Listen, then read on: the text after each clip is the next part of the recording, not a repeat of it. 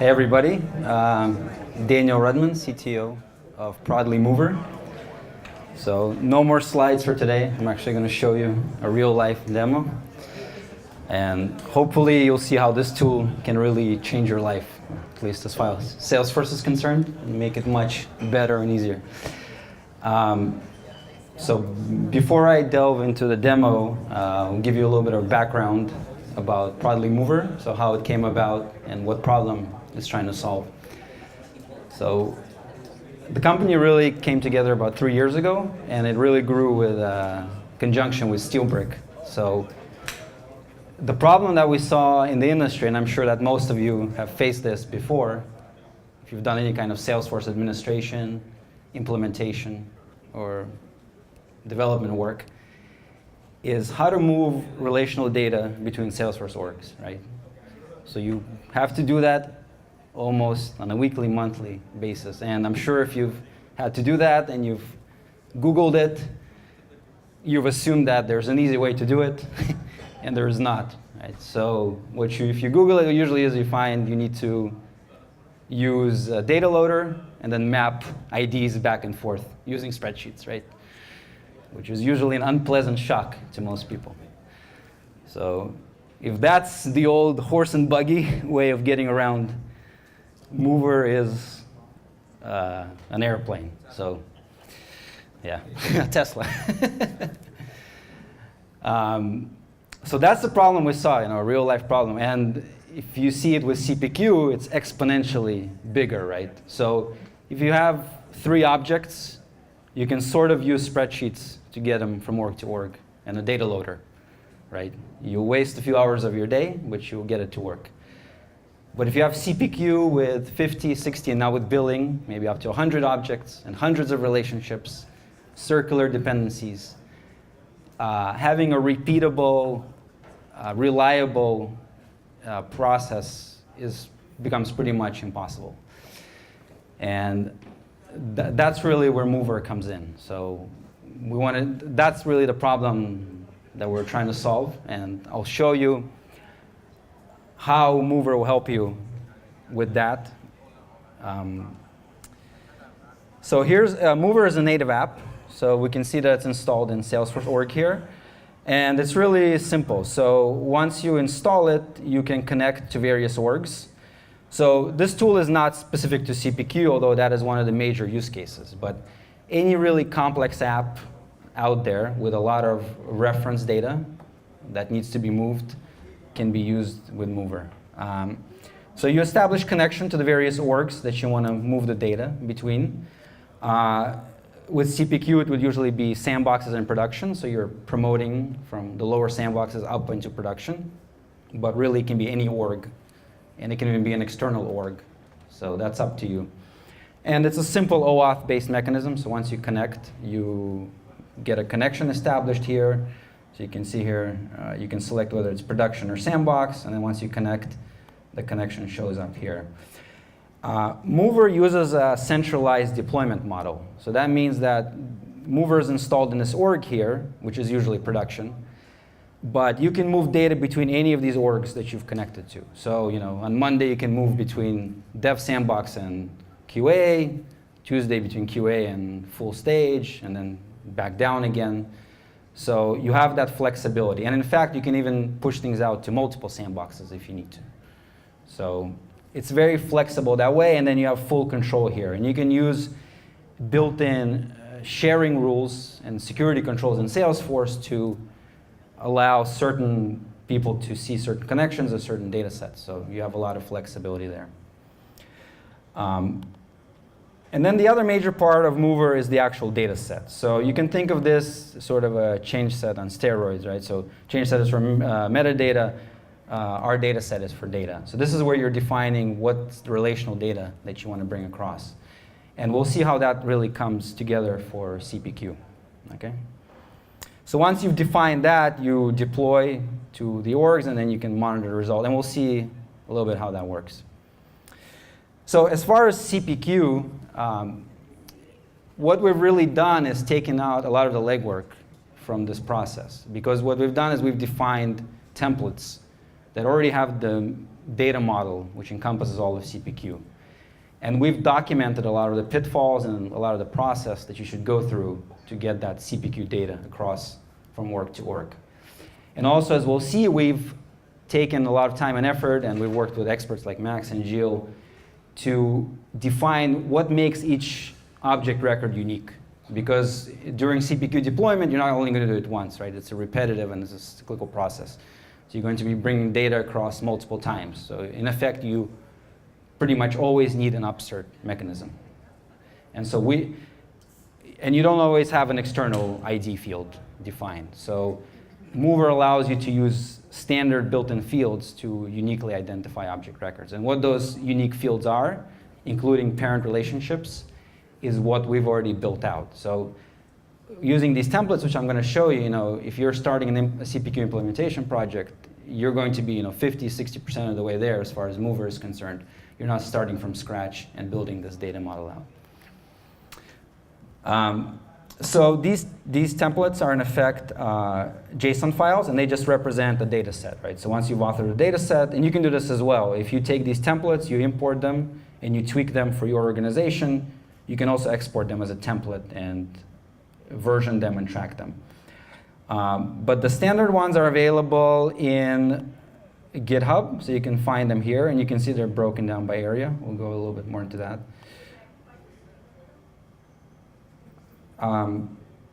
And then they're also available on our website. Can you make the command plus? Is it possible to zoom in? Zoom in, sorry.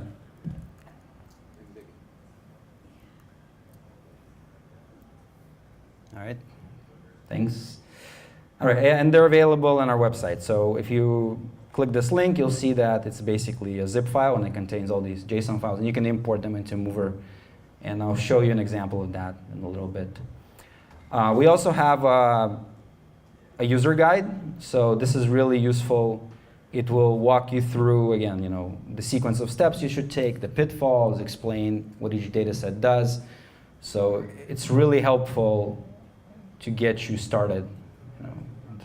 Really a lot of useful information. Again, this has come from the top experts in the CPQ field here. All right. So once you get those templates, we can see here I already got ahead and imported them. So do you want to make it bigger? Sure. There we go. OK. So you can see there are 16 data sets, each one for a template. And you can see they're broken up by feature area. And there's a certain sequence to this which you usually follow. So for example, there are some data sets for price books. So that's sort of the foundation, right? You'd want to bring over the price books first, get those migrated, and this will include price book entries, as well as the products that they're related to.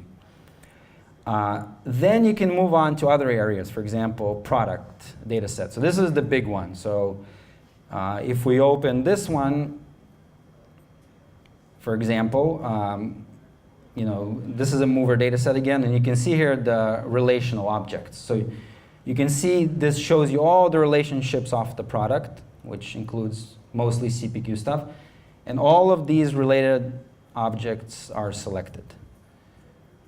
So this is what has been configured. And if you go into these ones, you can see that their relationships have been selected as well. So with Moover, you can see how it's structured as a large graph. And if you wanted to add things or remove things, it's as easy as clicking an item here or unchecking it. So Moover makes it really easy to select and include relational data to bring over. There's also filtering mechanisms, so you can determine which records you want to bring over, and a lot of other features which I can go into a little later. After you're done with the product, there's a lot of sort of side feature areas, right? So you have localization, custom scripts, discount categories, quote templates.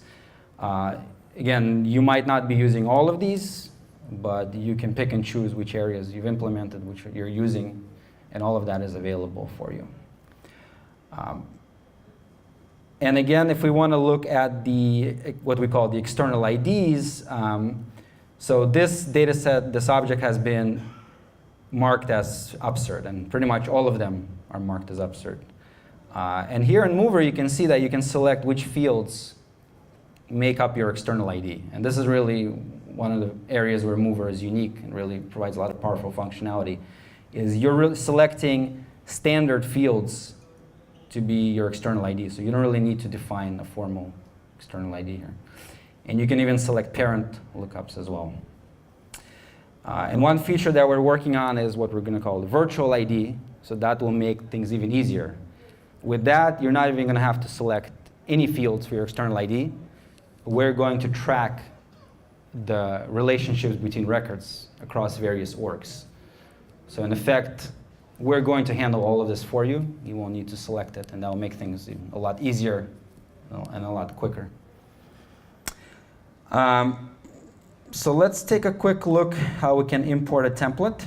So once you've downloaded them, you can go to the admin tab, or there's a Lightning component, which you can put on any page as well. So we'll go here. So here I have all the templates downloaded already. So let's take a fairly simple one, quote template.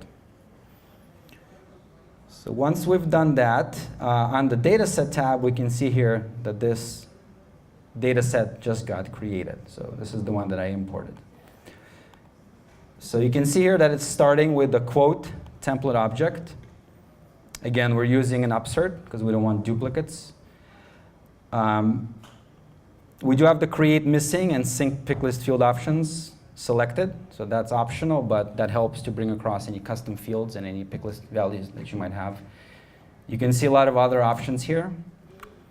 The other part of this that I didn't mention yet is the schema org. So if you're working from production, let's say, and you're just implementing CPQ, right? This org is not going to have CPQ installed. So it's not going to have the CPQ schema. So here you can tell Moover that look at the schema on this dev sandbox, for example, or the full copy sandbox, because that's where CPQ is installed. So you can pull the objects, pull the relationships, and allow you to edit this data set. So that's really what the schema org does. OK, we have the field section. So again, here we saw that you can select external IDs. With Moover, you can do a lot of other cool things like scramble field values, have fixed values or empty out values. You can have values which are delayed after insert or come in last. And that really helps with unique conditions like contracts or with various CPQ objects, because they have very distinct and unique rules. And then again, we have the relationship. So for example, for quote template, we can see that we have the associations to the content, template content. So there's two lookup fields. We've selected them both. If I click on that link, I jump to the template contact data set. So now this is representing that object. Again, it's using upsert. We can see the external ID for this is the content name. And you can see the child relationships as well. So here we have the quote template, and we have the template section. So this is, in effect, a graph, a subset of the schema, which we're all going to bring across. And again, this is a very simple example. The product one is the most complex one.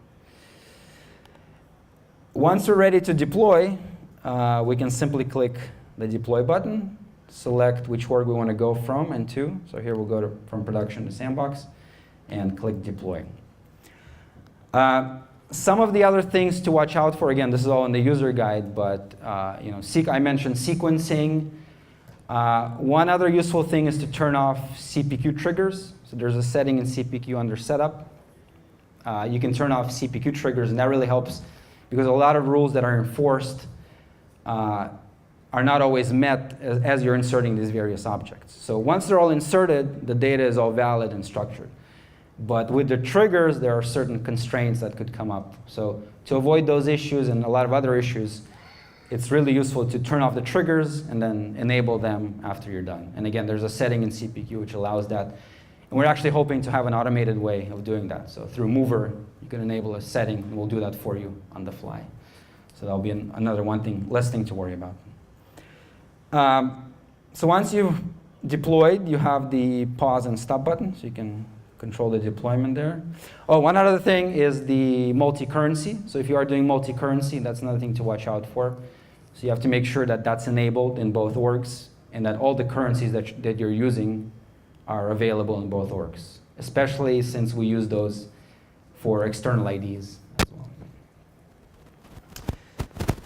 All right, so once the deployment runs, you can see here that you get the results, and these are broken down by the object level, by batch level, and then by each individual record level as well. And as the deployment progresses, you will see more and more results. This is real-time updates here. And what's really cool is that you have links to the record. So you can look at the source record and destination record. So for example, here's the quote template, right? So I can simply click this link, and now I'm in my Dev1 sandbox. And we can see that this content got created. If we go into the actual quote template data set here, the results, we can see the quote template that got created. So this is the one that got inserted, and we can see all the same child objects, and they're all related in the same way. And then once the sections come in, we'll see those, and then the columns will be associated with the sections. So all of this related data came across, and it literally took minutes, whereas in manual process, even a simple one like this might take you a few hours. So it's a real time saver and a real brain cell saver, because you're not up Friday night to Saturday morning. So these deployments become very predictable. You eliminate all the errors, and you have a repeatable process. So if in 2 days you need to do it again, you wait. For a large one, it might be 20 minutes for you, or an hour or two. But that's as opposed to spending a few days working with spreadsheets. All right, so that's pretty much it. There's any quick questions? Or? What are the possible errors? What are the possible problems that come up? A lot of problems come with the validation rules, for example. So if you do have custom validation rules or custom triggers, that could go wrong. So those are some common errors. There's a lot of issues with price books because of the unique rules again, right? Standard price books, things like that. So you really have to make sure that the data is correct and the data set is correct. And that's, again, what the templates will help you with, because those are all pre-configured. And the user guide really tells you about all the pitfalls. Oh, yeah, of course. So, yeah, duplicates is a big problem, right? So a lot of times you already have dirty data, or as part of the implementation process, right, you might have brought things across which cause duplicates. So we actually have ability to ignore duplicates. You can match the first found, but with CPQ, that's not something you want to ignore, obviously, because you don't want two products for the same thing. So cleaning up data, or sometimes tweaking, again, the external IDs, right, so that you get a more precise definition of what makes each object record unique. So yeah, that's most typical stuff we've seen. And again, we're trying to alleviate that with predefined configuration, various options in the tool, and documenting it. And then folks like Simplus, with expertise, they really know what they're doing, so they help to alleviate a lot of these issues. How we are handling volumes and everything? Are you using bulk? Yeah, we mostly use bulk. I mean, we use. Sorry. So the question was, how do we handle load and volume, right? And do we use bulk API? So the answer is yes.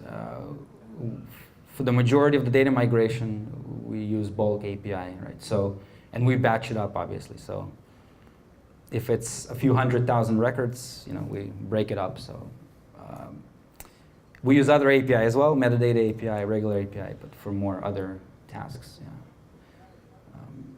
So with a normal CPQ volume, there shouldn't be any issues, right? Because usually for CPQ, you're not bringing over millions of records. So within the range of 10, even hundreds of thousands, things work very well. Supply steps for metadata organized roles and profiles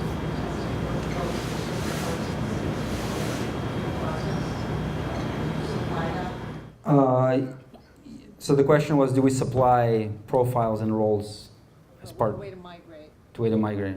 Okay. Yes, you can definitely migrate profiles and roles. You're testing on CPQ workflow. When you test both profiles and we won't have access to people. That makes sense? Like identity and access management testing. Sure, you want to bring a sample of both and then have users. Yeah. So roles are definitely not a problem. Profiles, I think, should be. Oh no, sorry, because profiles are metadata. Yeah, metadata. Yeah. So profiles, no, but roles are records. So yeah, so roles are fine. Users, you can usually match up, so you can upsert. Yeah. So profiles, you'll still have to do with a change set. But roles, yes, definitely. So when you create a data set, you'll see one of the things is is a role, which will show up there because it's an object that we can query and we can insert. Yeah. Okay. So I would have another data set for that and bring it over. Okay. Thanks, Dan. So I think what we're going to do.